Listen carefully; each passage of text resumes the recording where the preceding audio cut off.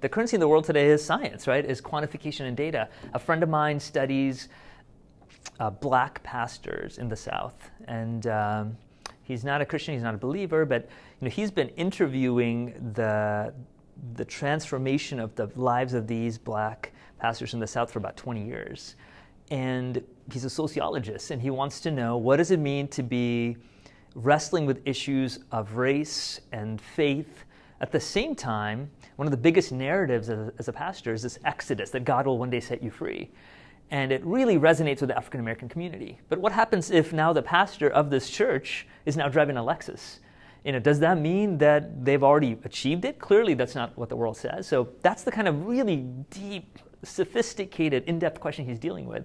But most of the journals that he's submitting his work to keep saying to him, where's the data?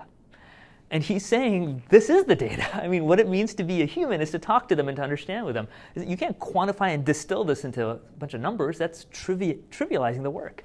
So the world is obsessed with truth based on data. And it's dangerous because it's wrong. That's the simple stuff. The thing is, I think that absolutely makes sense if you're in the science world. I mean, you should be judged, right, by data and in the sciences. Yeah. But the problem is when you start leaving the world and using the same set of tools. One of my favorite people is Richard Dawkins. I like him because he's truly passionate about what he believes in.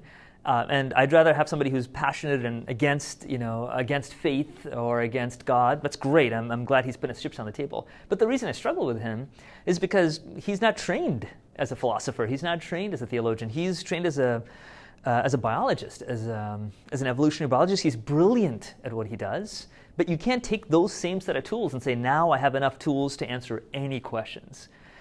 Stephen Hawking did the same thing when he talked about philosophy being dead. He said philosophy is now dead.